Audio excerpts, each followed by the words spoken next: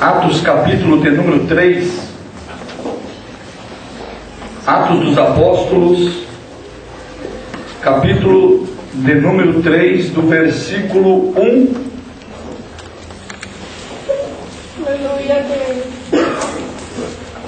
ao 10. Quantos irmãos estão a procurar? Quero aqui agradecer primeiramente a Deus, que tem nos ajudado, nos fortalecido, nos dado graça para pregar a Tua Palavra, ao nosso irmão Bruno, que nos fez esse convite, ao pastor Samuel, amigo, companheiro, tem nos ajudado em suas orações, e a toda a igreja, irmãos, que esteve nesses 4 dias, 5 dias hoje, de festividade, para a glória e honra do nome do Senhor Jesus. Quem já sentiu a presença de Deus aqui? Amém? Ele está no nosso meio. Louvado seja Deus. Todos acharam? Amém. Se tiver alguém sem Bíblia, irmão, ajude esse irmão, essa irmã que está sem a Bíblia. Aleluia. Pedro e João subiam juntos ao templo à hora da oração, a 9ª. Ora, era trazido um homem que desde o ventre da sua mãe era coxo, a qual todos os dias punham à porta do templo chamada Formosa, para pedir esmolas aos que entravam. Vendo a Pedro e a João que iam entrando no templo, pediu que lhe desse uma esmola. Pedro, juntamente com João, fitando os olhos nele, disse: olha para nós.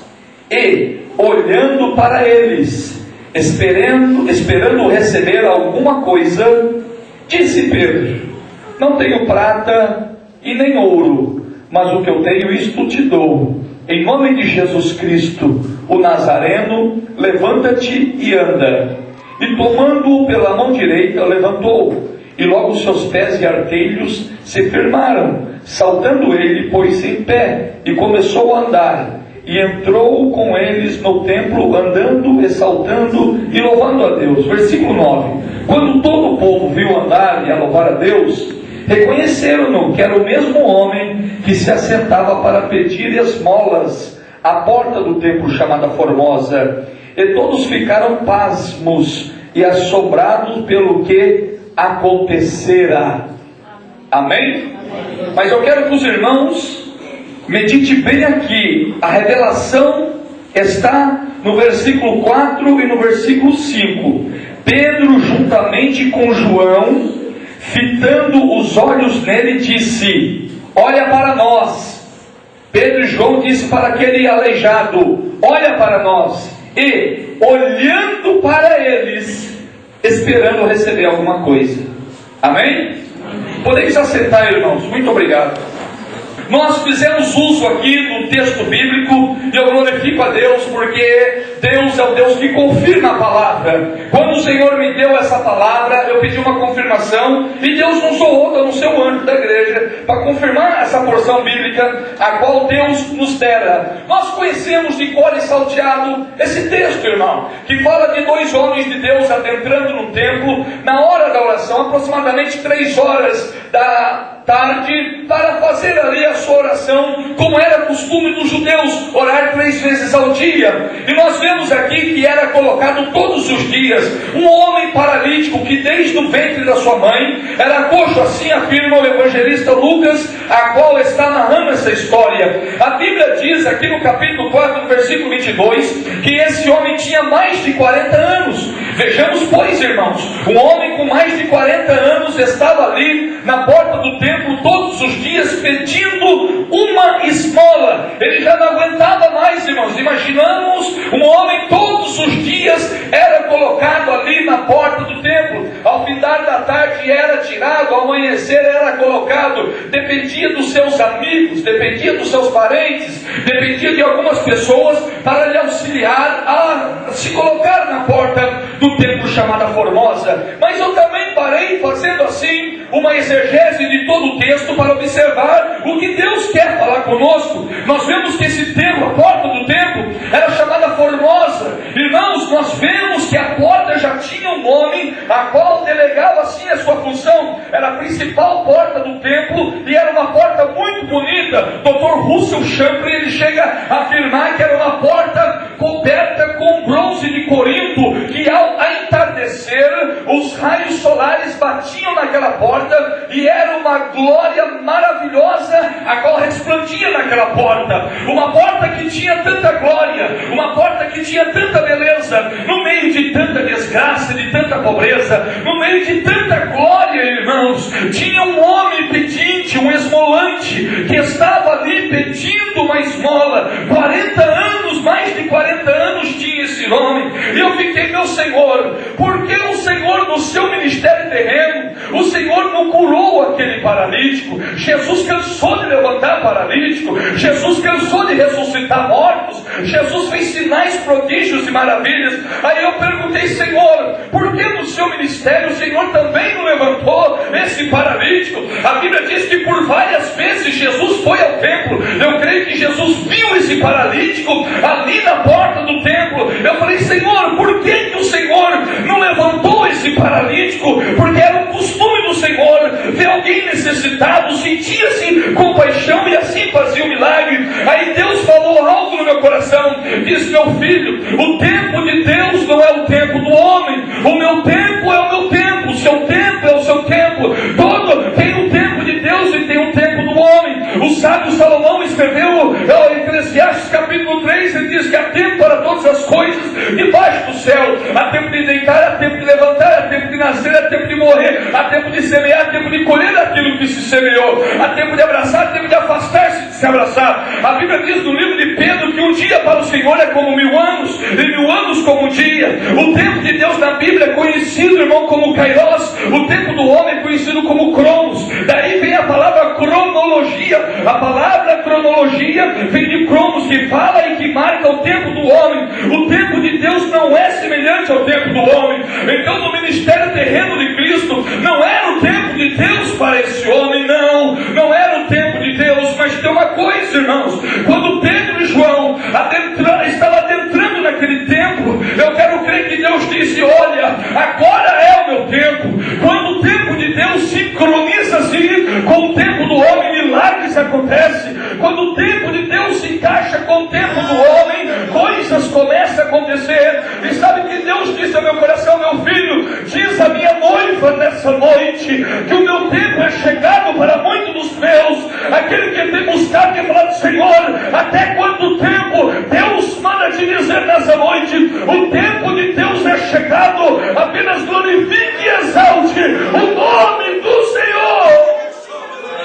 Aquele paralítico, quem sabe ele pensou, hoje é mais um dia que eu vou ser colocado na porta do templo, é mais um dia que eu vou pedir esmola, é mais um dia que eu vou passar humilhação, é mais um dia que eu vou pedir algo para alguém. Não, irmãos, na cabeça dele era mais um dia, mas na agenda de Deus era o dia da bênção, era o dia do agradecimento, era o dia do milagre, era o dia da resposta de oração, era o dia que Deus tinha marcado. Quem sabe para você hoje é mais um culto domingo, é mais um culto de domingo, é mais um final de festividade, mas Deus manda te dizer, hoje não é apenas mais um dia, hoje é o dia que Deus marcou na sua agenda para mudar a história da sua vida, para mudar o quadro da sua família. Somente quem acredita nessa palavra, levanta a sua mão e glorifique o nome do Senhor teu Deus.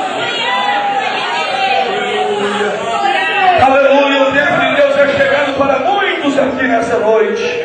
Deus nos trouxe aqui nessa noite para dizer para você que o tempo de cantar chegou, o tempo da nuvem negra foi embora, os dias de chuva se afastaram, aparecem as flores da terra e o tempo de cantar chegou.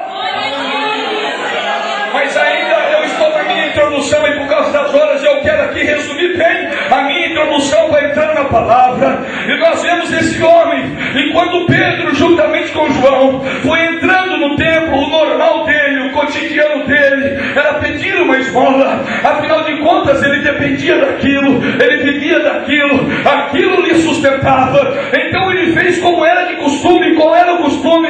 Pedir esmola para alguém que estava adentrando. E Pedro e João estavam entrando no templo, e quando ele entrou no templo ele disse, me dá uma esmolinha. Pedro juntamente com João entrando no templo, a Bíblia diz, ele pediu uma esmola, mas Pedro e João olhando para ele olha para nós. Olha aqui. Foi isso que Pedro estava dizendo juntamente. Olha para mim. Foi isso, está bem claro, irmãos. Versículo 4. Ele disse, Pedro juntamente com João, fitando os olhos, ele disse: olha para nós. Eram dois. Olha para mim aqui, disse Pedro e João. Aí a Bíblia diz, versículo 5: e olhando para eles, esperando receber alguma coisa. Ou seja, o olho do aleijado, do pedinte, do mendigo, não estava em Pedro e João. Para onde que o mendigo olha, irmão? Me diga para onde que o mendigo olha. Ele olha para a sua baciazinha ali, que está sendo colocada as esmolas. Ele olha para um borná, para um boné, um chapéu, uma latinha, um topoer, eu não sei o que aquele mendigo tinha ali para colocar as suas esmolas.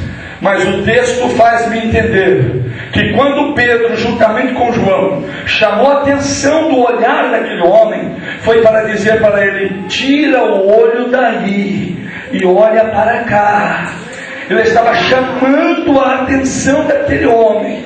Tira o olho da esmola e olha para nós aqui. Pedro e João poderiam lhe dar uma esmola e as coisas continuariam do jeito que estava desde quando ele nasceu. Mas Deus não quer que você parta para a eternidade do jeito que você está. Não, de jeito nenhum. Deus nessa noite Ele tem algo para te dizer. Ele está dizendo: minha filha, tira o olho dessa esmola que você está vendo de dificuldade. Tira o olho daí e olha para mim. É isso que o Senhor está dizendo nessa noite. E é o tema que eu quero ministrar nessa noite. Tira o olho daí.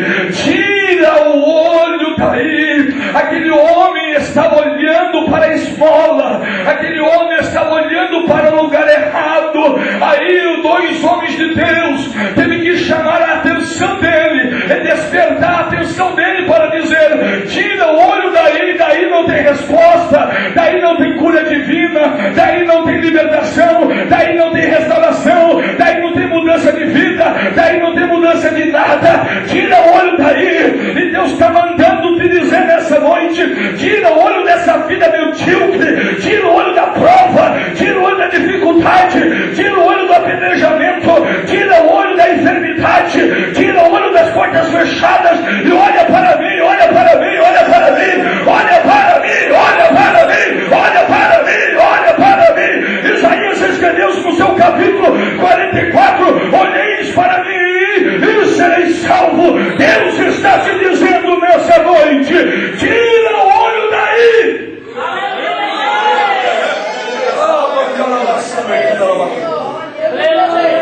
Glória a Deus. Aonde está o seu olho? Jesus disse, Mateus 6:22: se os teus olhos forem maus, o teu corpo estará em trevas, mas se os teus olhos forem bons, todo o teu corpo brilhará. Aonde está focalizado o teu olhar? Deus está dizendo: tira o olho. Tira o olho daí. O autor aos Hebreus escreveu dizendo: olhando firmemente para Jesus, o autor e consumador da nossa fé. O salmista, já sabendo disso, ele disse: eu tiro o olho daí, sim, meu Senhor, porque eu elevo os meus olhos para o monte. E da onde é que vem o meu socorro? Ele mesmo respondeu: o meu socorro vem do Senhor, que fez os céus e também a terra. Tira o olho da adversidade nessa noite, diz o Senhor, e olha para Ele, olha para Ele, olha para Ele.